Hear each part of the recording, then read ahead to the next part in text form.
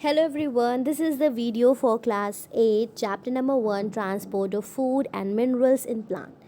इस चैप्टर के पिछले आई थिंक 6 पार्ट्स में ऑलरेडी अपलोड कर चुकी हूँ जिसमें इस चैप्टर का पूरा एक्सप्लेनेशन प्रॉपरली किया गया है। अगर आपने वो वीडियोस नहीं देखी हैं तो आप मेरे चैनल पे क्लास 8 बायोलॉजी की प्लेलिस्ट पे जाके वो सारी वीडियोस देख सकते हैं। And in this video test yourself आपकी बुक से ICSE श्रीजन बायोलॉजी के जो टेस्ट योर सेल्फ के क्वेश्चंस हैं उस सब के सॉल्यूशंस हम डिस्कस करने वाले हैं। अगर आप मेरे चैनल पे न्यू हैं तो प्लीज़ चैनल को सब्सक्राइब करना और अपने दोस्तों के साथ इन वीडियोस को शेयर करना मत भूलिए।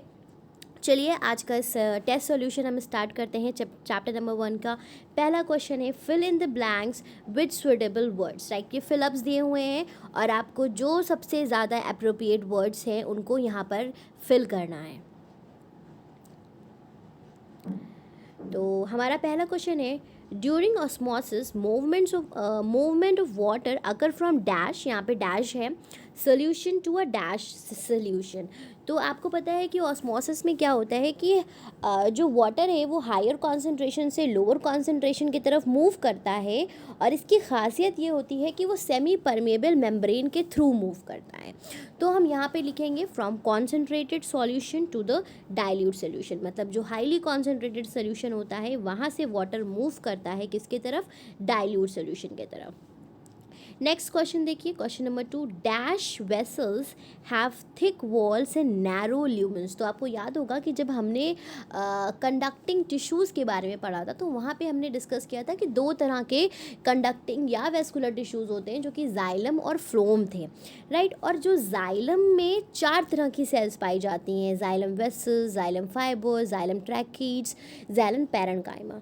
तो उसमें जो जाइलम वेसल्स हैं इन्हीं का मेन रोल होता है क्योंकि ये पाइप जैसा स्ट्रक्चर बनाती हैं पूरे पेड़ में जो कि पानी को पूरे पेड़ में रोटेट करता है या ट्रांसपोर्ट करता है, आप ये कह सकते हैं।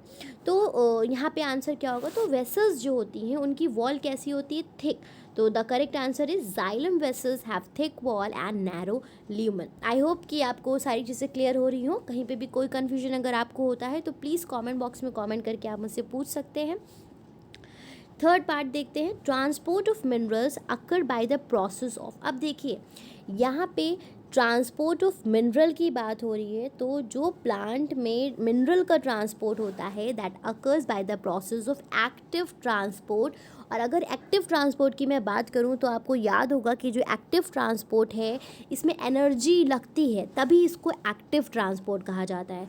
और जहाँ पे हम लोग डिफ्यूजन या ऑस्मोसिस की बात करते हैं तो वो पैसिव ट्रांसपोर्ट है क्योंकि वो अलोंग द कॉन्सेंट्रेशन ग्रेडियंट होता है, अगर आप रिकॉल कर पा रहे हो पिछली जो चीज़ें हमने डिस्कस करी हैं। और एक्टिव ट्रांसपोर्ट जो होता है that is against the concentration gradient.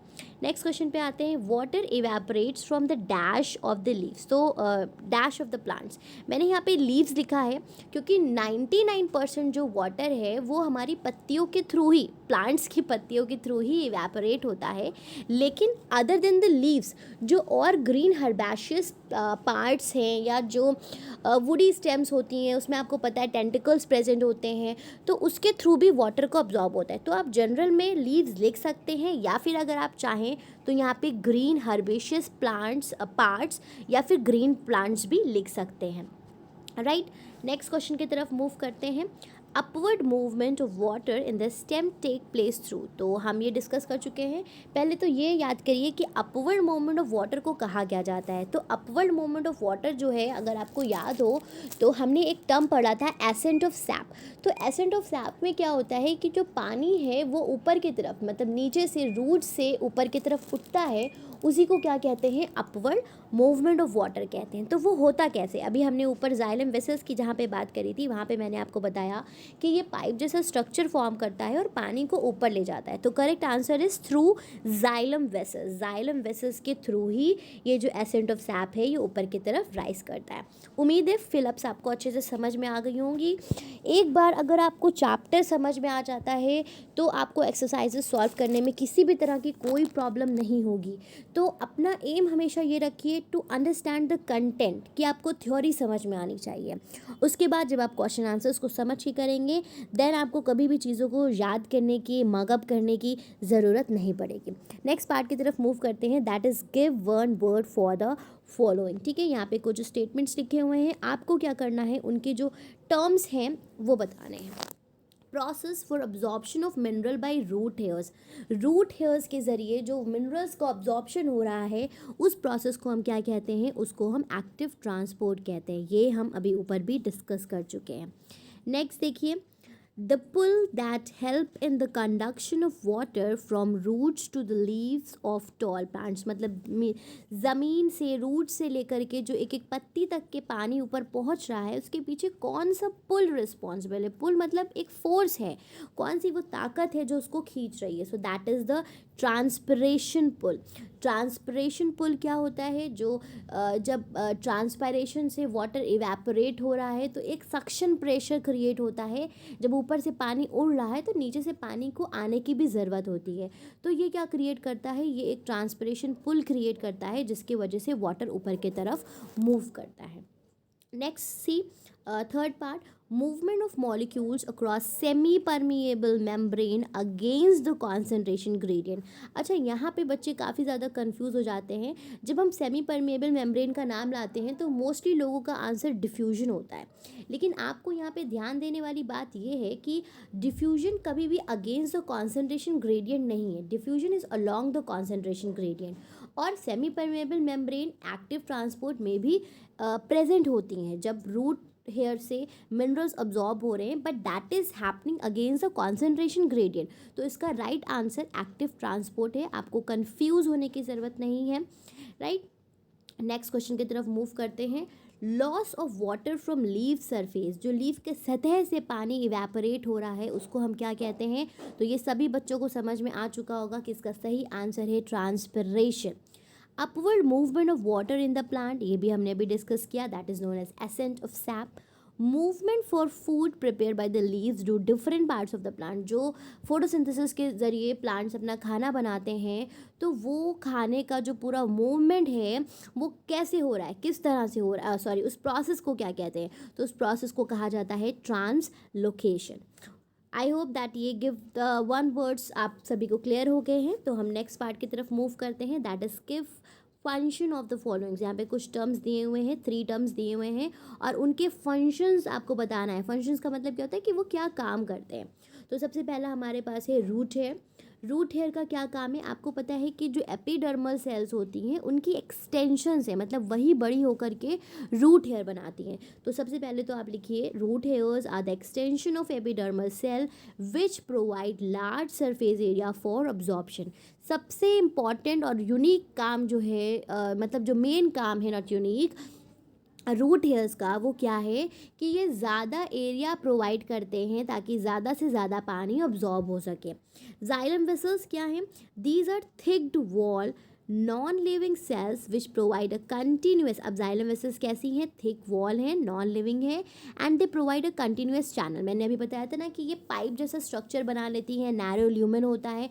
तो रूट से लेकर के एक एक लीव्स तक के ऊपर तक के इनका काम क्या है, वाटर और मिनरल को ट्रांसपोर्ट करना। आप स्क्रीनशॉट लेके आंसर्स लिख सकते हैं या आप वीडियो को पॉज कर करके आंसर्स लिख सकते हैं। These are thick walled non-living cells which provide a continuous channel from root to the tips of the leaves for transport of water and mineral. ठीक है, लेकिन सारे आंसर्स को समझना बहुत ज़रूरी है, इसलिए वीडियो को एंड तक के देखिए ताकि कोई भी कन्फ्यूजन हो तो एट द एंड आप कमेंट बॉक्स में कमेंट करके मुझसे पूछ सकें। थर्ड है फॉस्फोरस इन प्लांट। तो फॉस्फोरस क्या प्ले करता है, सबसे पहले जानिए कि फॉस्फोरस है क्या। ये न्यूक्लिक एसिड और न्यूक्लियोप्रोटीन के कॉन्स्टिट्यूएंट होते हैं। ये पेड़ों की प्रॉपर ग्रोथ के लिए, डेवलपमेंट के लिए, प्लांट लीव्स और फ्रूट्स वगैरह के लिए, कि प्लांट में प्रॉपर लीव्स आएँ, फ्रूट्स आएँ, उन सब के लिए फॉस्फोरस बहुत ज़्यादा इंपॉर्टेंट है। तो ये हमारे 3 क्वेश्चन थे, give function of the following में root hair, xylem vessels and phosphorus in plant. Right, उसके बाद हम आते हैं नेक्स्ट पार्ट पे, that is exercise D, encircle the odd one out and give reason. आपको जो गलत है उसको सर्कल कर देना है और उसकी वजह बतानी है क्यों। तो यहाँ पे चार चीज़ें हैं, root hairs, root, xylem and phloem. तो इसमें ऑड वन आउट क्या है आप खुद सोचिए। जो फ्लोएम है इसमें ऑड वन आउट है। अब फ्लोएम ऑड वन आउट क्यों है उसका रीज़न यहाँ मैंने नीचे लिख रखा हुआ है। Phloem, root hair, root and xylem, ये तीनों क्या हैं, are involve in the absorption. अब ये अब्जॉर्प्शन में इन्वॉल्व हैं कि ये पानी को अब्जॉर्ब कर रहे हैं, and the movement of water in plant, और इनकी जिम्मेदारी क्या है, पानी को अब्जॉर्ब करना और पानी को इधर उधर फैलाना, मतलब पानी से रिलेटेड काम कर रहे हैं। Whereas phloem transport the food in plant, लेकिन फ्लोएम का पानी से कोई भी रिलेशन नहीं है। उसका सिर्फ काम ये है कि जो भी फूड प्लांट में बनता है वो उसको डिफरेंट पार्ट्स में, लीव से डिफरेंट पार्ट्स में ट्रांसपोर्ट करता है। इसलिए यहाँ पे जो फ्लोएम है वो रूट हेयर, रूट और जाइलम के कंपैरिजन में ऑड वन आउट हो जाएगा। नेक्स्ट क्वेश्चन है हमारा ऑस्मोसिस, ट्रांसलोकेशन, यिल्टिंग, ट्रांसपायरेशन। अच्छा, इस क्वेश्चन में भी बच्चे बहुत ज़्यादा कंफ्यूज होते हैं। कुछ बच्चे यिल्टिंग इसका आंसर देते हैं, कुछ ट्रांसपायरेशन देते हैं, कुछ ट्रांसलोकेशन देते हैं, लेकिन इसका करेक्ट आंसर जो है वो ट्रांसलोकेशन है। समझने की कोशिश करिएगा इसको बहुत ध्यान से। ट्रांसलोकेशन क्यों है, क्योंकि ऑस्मोसिस, यिल्टिंग और ट्रांसपायरेशन तीनों पानी से रिलेटेड हैं। मतलब ऑस्मोसिस में क्या हो रहा होता है कि हायर से जो कॉन्सेंट्रेशन ग्रेडियंट है वो मूव कर रहा है। ट्रांसपायरेशन में भी यही हो रहा है, movement of water from one place to another.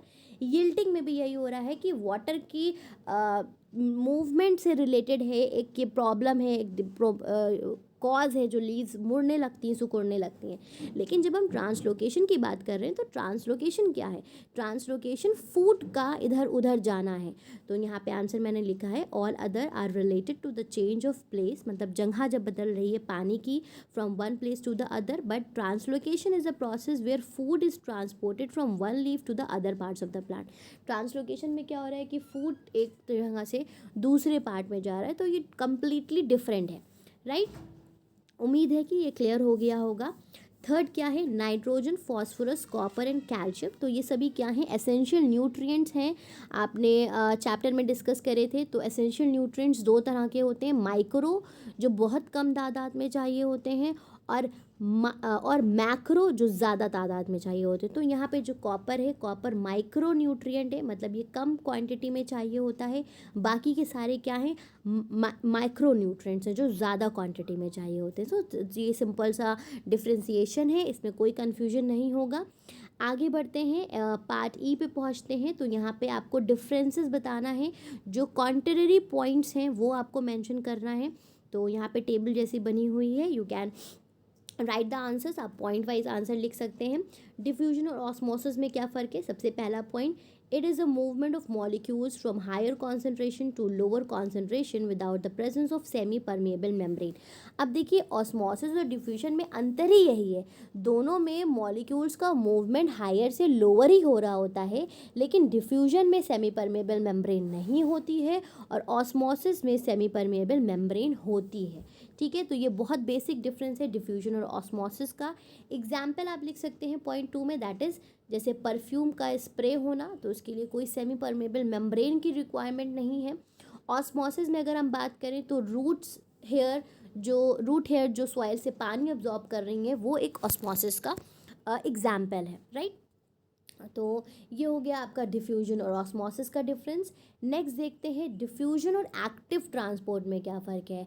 तो डिफ्यूजन ऑफ एक्टिव ट्रांसपोर्ट में मेन डिफरेंस एनर्जी का है, movement of molecules from higher concentration to the lower concentration. इसमें हायर से लोअर कॉन्सेंट्रेशन में जाते हैं, इसमें इसका उल्टा होता है, movement of molecules from lower concentration to higher concentration. तो जब उल्टा कॉन्सेंट्रेशन चल रहा है तभी तो एनर्जी की रिक्वायरमेंट है, moves along the gradient hence energy not required. ये अलॉन्ग द ग्रेडियंट चलता है इसलिए इसको एनर्जी नहीं रिक्वायर होती है। Moves against the concentration gradient hence energy required. दूसरा जो एक्टिव ट्रांसपोर्ट है ये अगेंस्ट द कॉन्सेंट्रेशन मूव करता है, इसलिए इसमें एनर्जी की रिक्वायरमेंट होती है। I hope this is crystal clear to everyone, but still if you have any doubt, please comment below and let me know what are your queries. I will be solving your each and every query. Third part में move करते हैं, that is xylem and phloem. Xylem और phloem भाई मोटा मोटा difference आप जानते हैं, जाइलम पानी से रिलेटेड है, फ्लोएम फूड से रिलेटेड है। इट कंडक्ट वाटर, सैप और minerals from leaves root to the leaves, root से लीफ तक के लेके जा रहा है। It conduct the organic food from leaf to, direction देखिएगा उल्टा है, वो लीफ से ऊपर से नीचे आता है, जाइलम नीचे से ऊपर जाता है। Found in the centre of the stem on the veins, कहाँ पाया जाता है जाइलम? प्लांट्स के स्टेम्स के बीचम बीच में, और फ्लोएम आउटर एरिया में प्रेजेंट होता है। इसका कंडक्शन जो है वो यूनी डायरेक्शनल है। अच्छा, यूनी डायरेक्शनल से मतलब क्या है कि जैसे नीचे से पे ऊपर जा रहा है, ठीक है, तो एक ही डायरेक्शन इसका है, अपवर्ड मूवमेंट। और इसका क्या है, बाई डायरेक्शनल है, कि ये कहीं पे भी अगर लीव नीचे भी होगी, मानिए यहाँ पे लीव है पेड़ की, तो वो ऊपर लेके जाएगा, दूसरे पार्ट्स में ऊपर लीव है तो ऊपर से नीचे लेके आएगा। तो ये क्या है, ये बाई डायरेक्शनल है। Okay, I think it is clear. Next पे हम मूव करते हैं माइक्रो और मैक्रो न्यूट्रिएंट्स। तो माइक्रो न्यूट्रिएंट्स क्या है, जो हमें स्मॉल क्वांटिटी में चाहिए है, और माइक्रो न्यूट्रिएंट्स क्या है, मतलब हमें भी चाहिए होते हैं, और यहाँ पे हम प्लांट्स के बारे में बात कर रहे हैं तो प्लांट्स को चाहिए, आप ये लिख सकते हैं। हमारे केस में भी माइक्रो और माइक्रो न्यूट्रिएंट्स दोनों होते हैं। एग्जाम्पल क्या है, जिंक, आयरन, और भी एग्जाम्पल आप अपनी बुक से देख सकते हैं। यहाँ पे कार्बन, ऑक्सीजन, और भी एग्जाम्पल आप देख सकते हैं। सो स्टूडेंट्स, आई होप कि जितनी सारी चीज़ें मैंने अभी आपको इस वीडियो में समझाई हैं वो आपको पूरी तरह से क्लियर हो रही हैं। नेक्स्ट पार्ट की तरफ हम मूव करते हैं, दैट इज एक्सरसाइज F। अपनी बुक में आप क्रॉस चेक कर सकते हैं। सेम क्वेश्चन है, how does transport of material take place in unicellular plants. जो यूनिसेलुलर प्लांट्स होते हैं, यूनिसेलुलर प्लांट्स का मतलब है जो एक सेल से बने होते हैं, उनमें मटेरियल कैसे ट्रांसपोर्ट होता है, तो डिफ्यूजन के थ्रू होता है। Transport of material take place in unicellular plants by diffusion method. Simple सी बात है कि उनमें डिफ्यूजन के मैथड के थ्रू जो ट्रांसपोर्ट हो रहा है वो डिफ्यूजन के थ्रू हो रहा है, राइट। क्वेश्चन नंबर 2 है, डिस्क्राइब अडेप्टेशन इन रूट हेयर। रूट हेयर्स में आपको बताना है कि अडेप्टेशन क्या है और वो कैसे एब्जॉर्प्शन ऑफ वाटर में मदद करता है। A root hair is an extension of the epidermal cell. ये बात आपको क्लियर है कि रूट हेयर क्या है, जो एपिडर्मल सेल से उसी का एक्सटेंशन, वही लंबी होकर रूट हेयर फॉर्म करती है।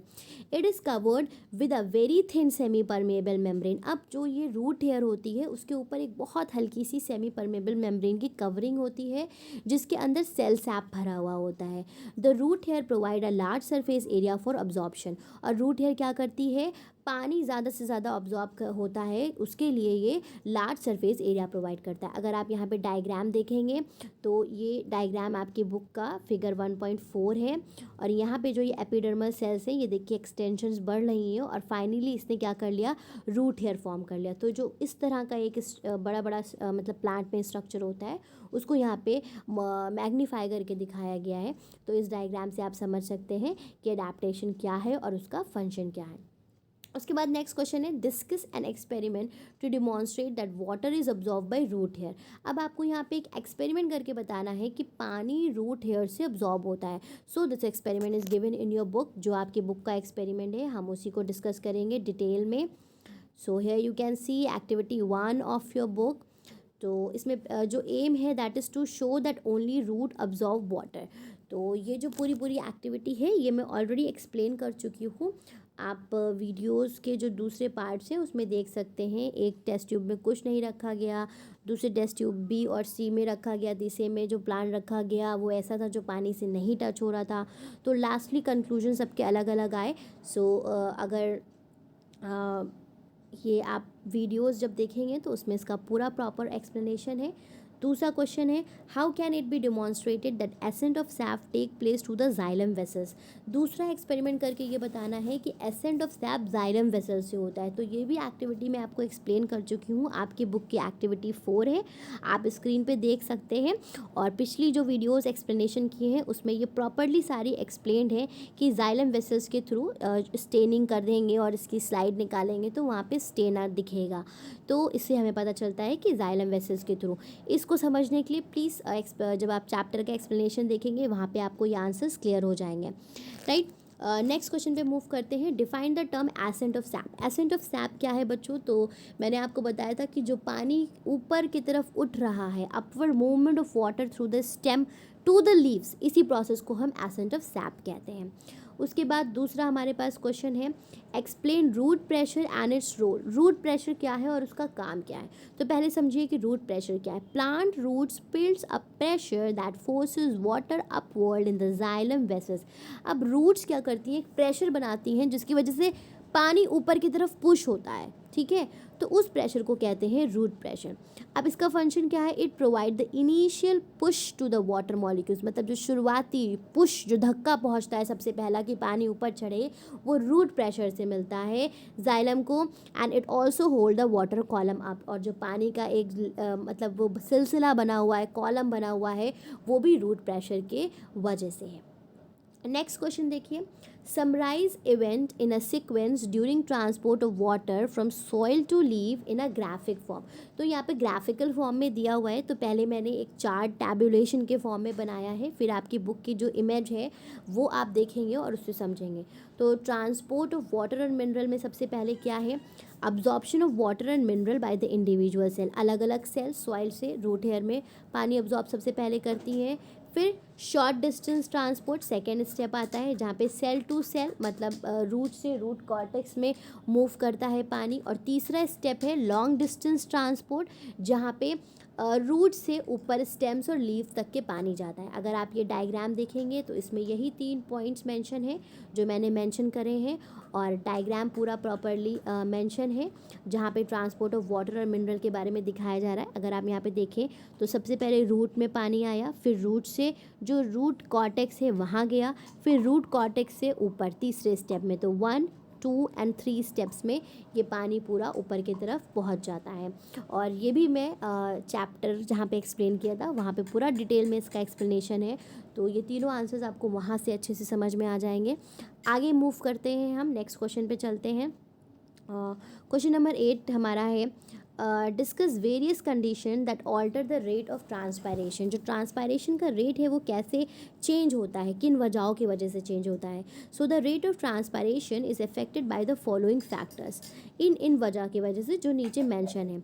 Temperature of air increases the transpiration, मतलब अगर हवा का टेम्परेचर बढ़ेगा तो ट्रांसपायरेशन बढ़ेगा, ह्यूमिडिटी बढ़ेगी तो ट्रांसपायरेशन घटेगा, ठीक है। विंड की स्पीड बढ़ेगी तो ट्रांसपायरेशन आपका इंक्रीज़ होगा, और लाइट भी क्या करती है, ट्रांसपायरेशन को इंक्रीज़ करती है। ये सारे पॉइंट्स आपकी बुक में भी मेंशन है और आप यहाँ से भी लिख सकते हैं, अपनी बुक से भी लिख सकते हैं। उसके बाद हम मूव करते हैं ट्रू फॉल्स पे। ट्रू फॉल्स को जो स्टेटमेंट गलत हैं आपको उनको सही कर करके लिखना है।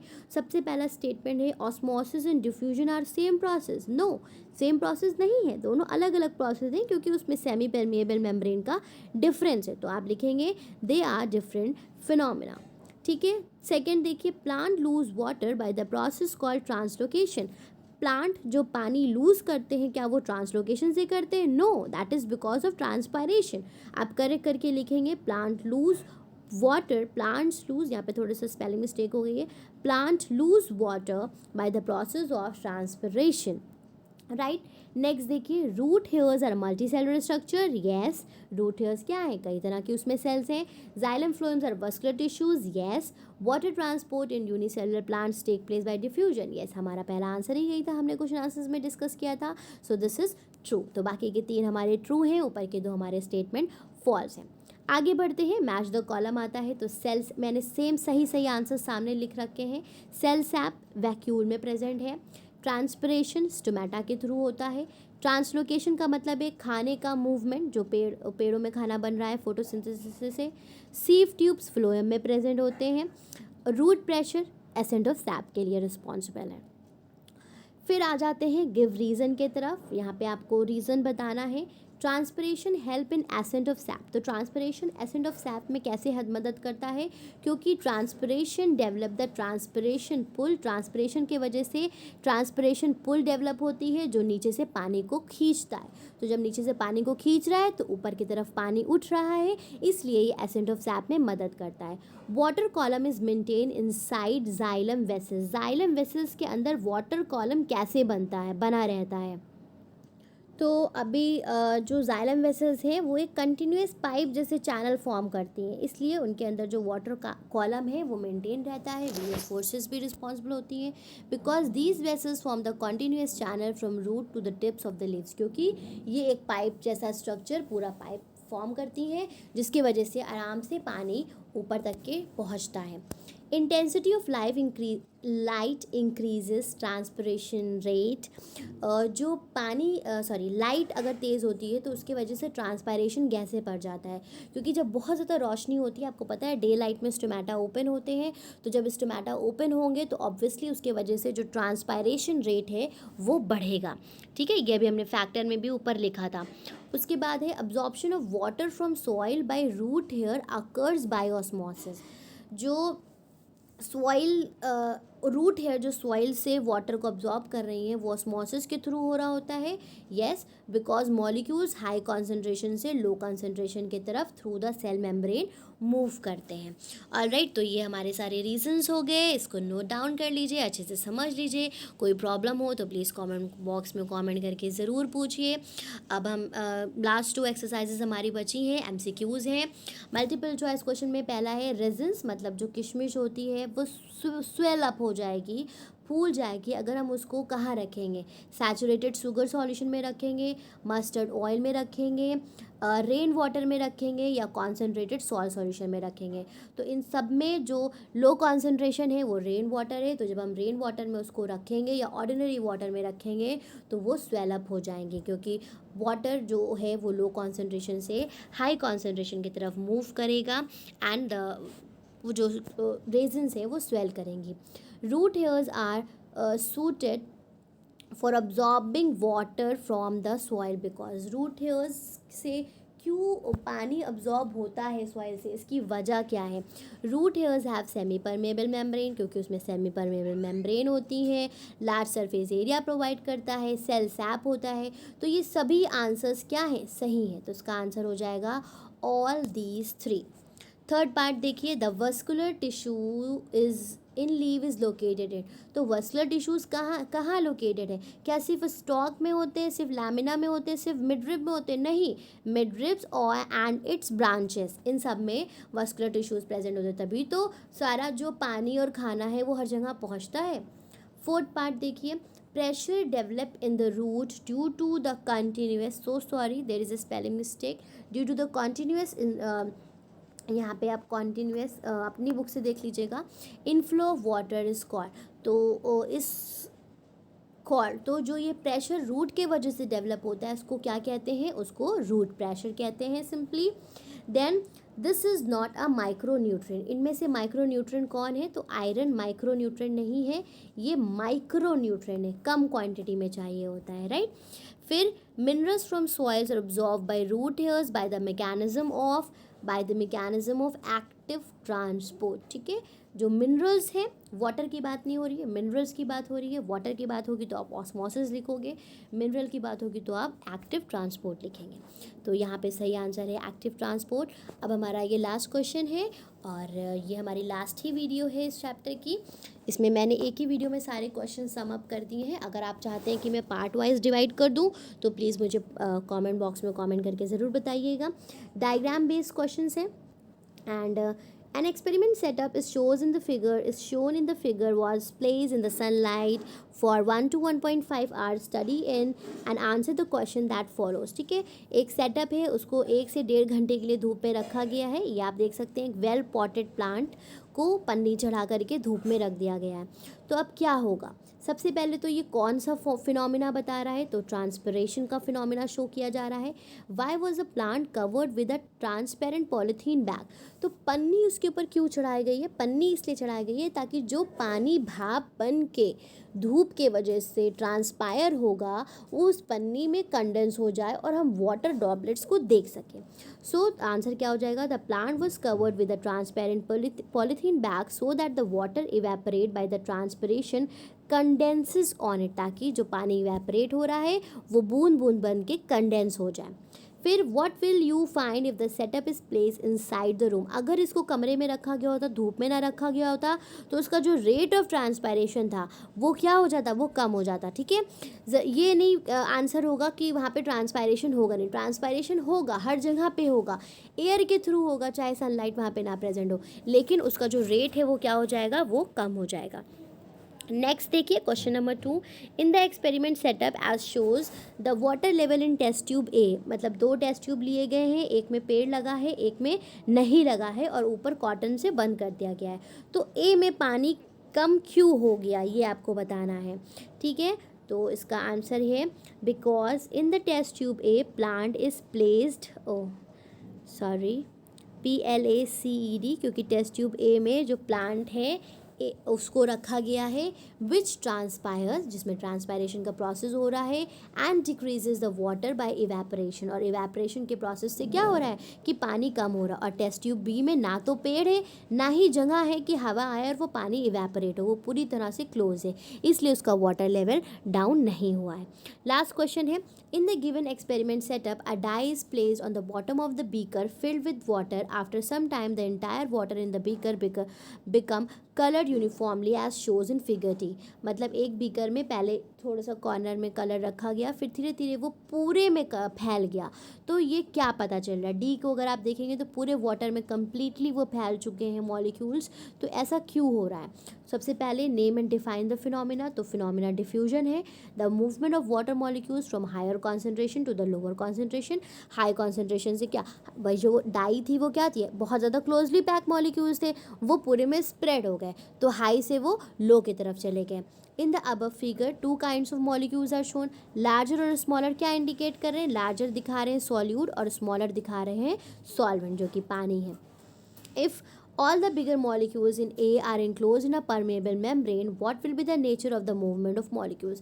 अब अगर जितने भी बिगर मॉलिक्यूल्स हैं वो परमेबल मेम्ब्रेन में होते तो क्या नेचर चेंज होता, नहीं। आपने पढ़ा है कि ऑस्मोसिस, तब ऑस्मोसिस होता, और नेचर ऑस्मोसिस में भी क्या होता है, सेम है, मतलब डायरेक्शन वही रहेगा, हायर से लोअर की तरफ। ऑलराइट स्टूडेंट्स, तो ये हमारा यहाँ पे चैप्टर पूरा कंप्लीट होता है।